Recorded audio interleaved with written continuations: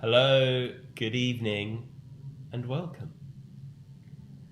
How did you feel about that one? I thought it was quite like A bit ominous? commanding. Yeah. Okay. Yeah. Well, a bit better than forgetting the words, which is what I did last week. You forgot the words to hello, good evening, and Yeah. welcome. I did. Three words. All right. No need to slag me off for it. I forgot it. Good evening. Hello, everybody. So great to see you all again. We are Travelling Symphony Movie Club, and tonight we are watching Boy Erased on Netflix in the UK. Or, if you happen to be one of our Spain residing viewers, it is available on Amazon Prime, as I understand, as per a phone call I had about an hour ago. So, don't forget to queue the movie up. We will all be pressing play at 7:30 p.m. Almost guaranteed to be on the dot. If you'd like to join us for a live text chat, you can go to our website, travellingsymphony.com, and all the info will be on there. And we'll be back here on YouTube at about 9:30 to talk through the movie with you all, what you guys thought, what we thought. And we will also be playing a penultimate round of Quiz Rascal. And we've had a discussion. We think there may be a major prize at the end of this. So you better get your points ready. Your points winning fingers are going to have to be ready to go. Any initial... You had your somebody's commented face on. Do you know what? It wasn't that I was thinking something funny. Oh. That I was thinking something that you would get annoyed at, actually. Good, and that's why I was in that face. It was just evenings, hi, Fabricaty, Sarah, Artemis. Fabricaty said, anybody remember what they were doing a year ago today / tomorrow? Wasn't it the 16th of March was our first ever one? Was it? Yeah, as I remember from the poster that we have in the back at home. Oh my god! So it's been a year and 3 days. That's so cool. I believe we should have done like a big celebration, a big play-anniversary. Play-anniversary. Oh. And the thing I was thinking of was I would like to next time I'm going to sign into the chat so I can be talking. You can badmouth me while I'm doing the presenting bit. Good. Okay, well, while Katie thinks up her next devious plan, I'm going to talk a little bit about Boy Erased. So this is an adaptation of Gerard Conley's memoir of the same name, written and directed by Joel Edgerton, who is more famous for being an actor. You might know him from Black Mass or Red Sparrow, or a film with Tom Hardy called Warrior, in which he played an MMA fighter. We watched that together. Did we? We did. I actually thought it was pretty good. Is it Tom Hardy? I'm pretty sure it's Tom Hardy. It's good. I liked it. An MMA fighter? I don't remember this film. So Boy Erased, anyway, forget that, because that's not the film we're watching tonight. We're watching Boy Erased, which is the story of a young man who is outed as gay to his very religious parents and is sent to gay conversion therapy. And this film follows the story of that and his inner conflict throughout that experience. The film's been praised very much for its strong performances from Nicole Kidman and Russell Crowe, and in particular Lucas Hedges, who plays the main character, who was in fact nominated for a Golden Globe for Best Actor for this performance. Are you looking forward to this one?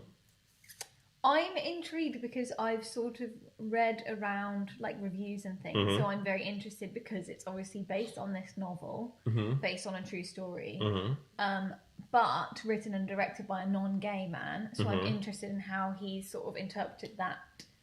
I know that he did kind of work quite closely with the guy who wrote the author of the book.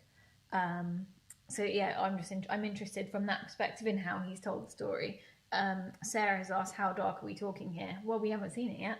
No, but there is apparently a scene of a sexual assault, so please be prepared for that if you have the potential to be upset by that kind of thing. So I haven't seen the film, so we don't know for sure all of the ins and outs, but I have read that in my research. Any other questions or comments before we go on to movie news? As he says, and Great Gatsby. And Great Gatsby? He was in Great Gatsby, or must have been. Oh, Joel Edgerton. Joel Edgerton, right. You just said, as you says, Great Gatsby, so... Okay. Sorry. Maybe not that much information. Also, you haven't seen that. And also, Laura Dilly says, has anyone seen Tom Hardy in Capone? I lasted 20 minutes. Not good. Oh dear. I was really looking forward to that, but I never actually watched it. So good to know that it's not good. Yeah. So, just about time for some movie news. And as we did the we did the BAFTAs nominations last week, we thought we may as well round things off with the Oscar nominations. Some would say the big ones, others would disagree. So the Oscars, probably the most representative that they've ever been in these nominations, which isn't saying a whole lot, but it's saying something. Yeah. So 2 women were nominated for Best Director for the first time ever. That brings the total number of women Best Director nominations in the Academy's 93-year history from 5 to 7. So big increase in percentage terms. So that's Chloe Zhao for Nomadland and Emerald Fennell for Promising Young Woman.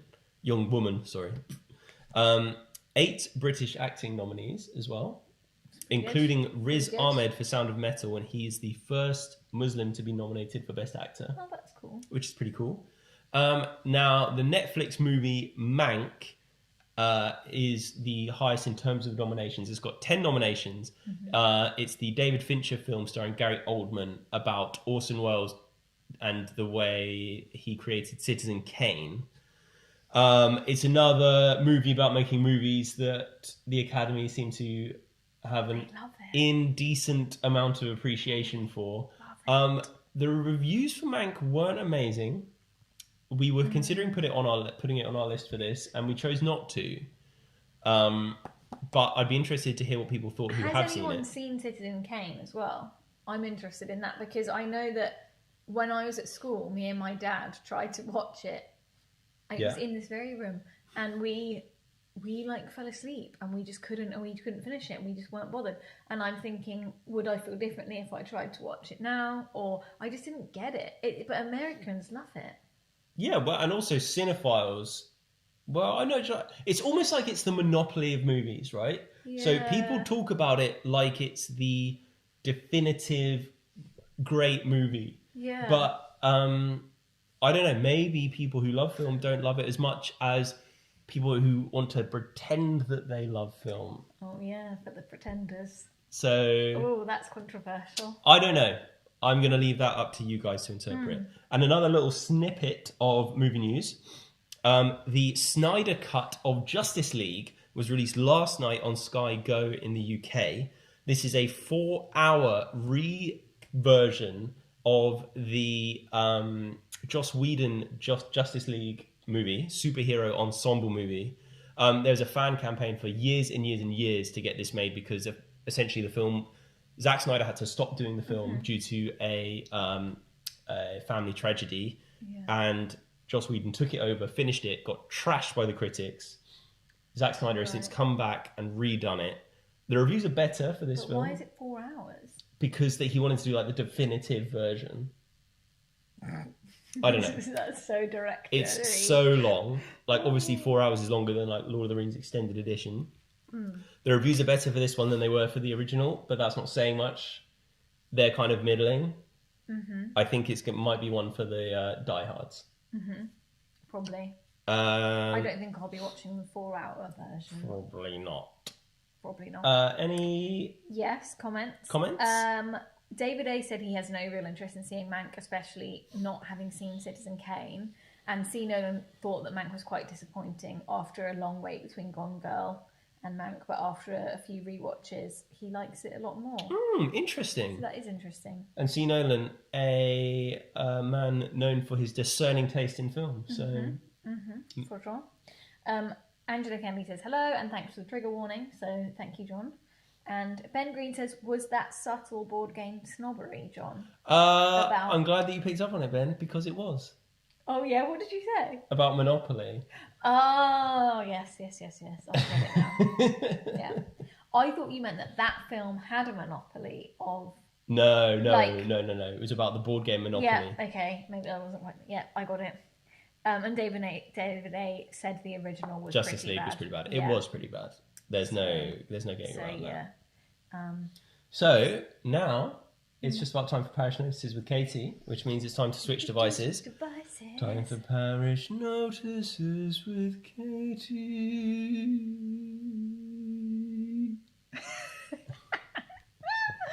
got some good ones today. Okay, hit me. This is from Dave Chapman. Mm-hmm. I took Ziggy for a walk last week. Ziggy is Ziggy the dog.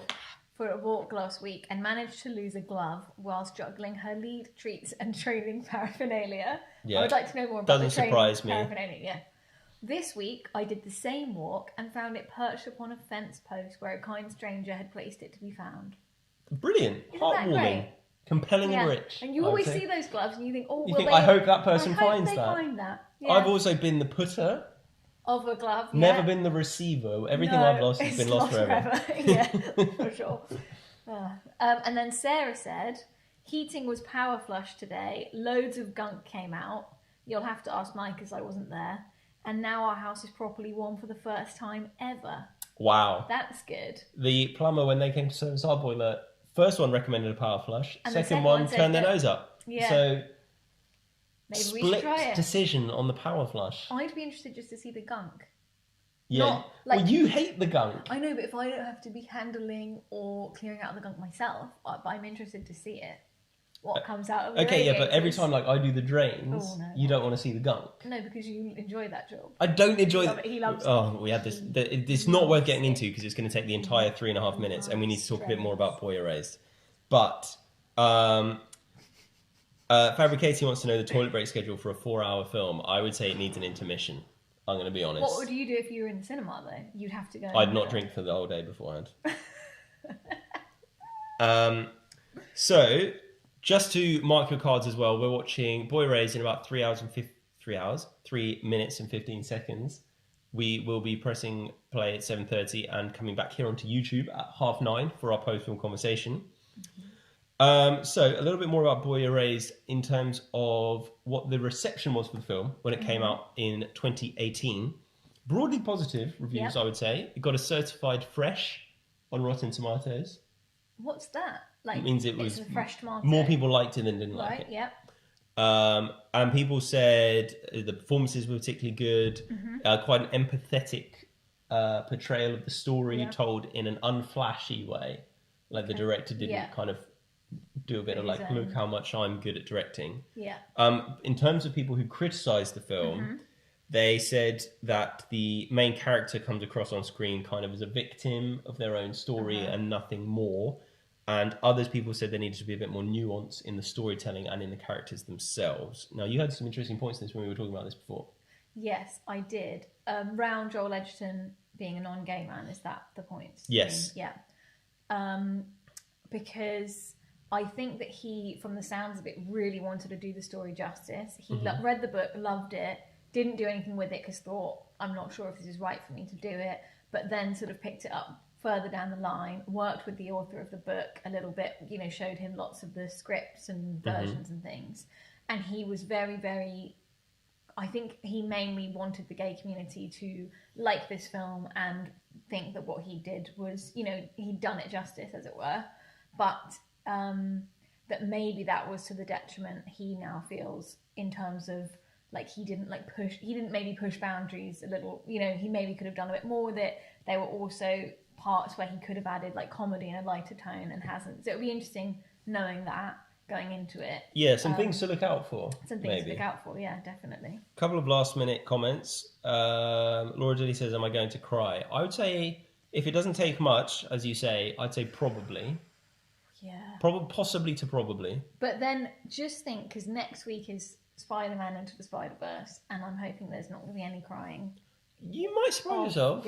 You might surprise yourself. Then it would be. I wonder if there would be one where we've cried every single week. Maybe this is. Maybe this is the one. And Emily says, "Is this a new setup?" Well, you may notice we are back in Ealing. Oh yes, in my parents' house. They're not here, so. So we're back. We're back. It's the day after they leave.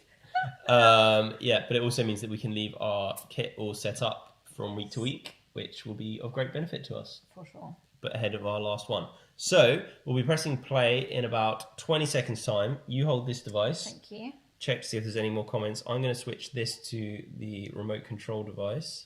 We've got about 15 seconds to go. Make sure you're queued up on Netflix or Amazon Prime, depending on the nation in which you are currently situated. And we will be pressing play in 5, 4, 3, 2, 1, go. Is that going? I think it's going. Yeah, it's going. It's going. Universal has just started. Now do the drums thing. Fuck, I was late. What I saw.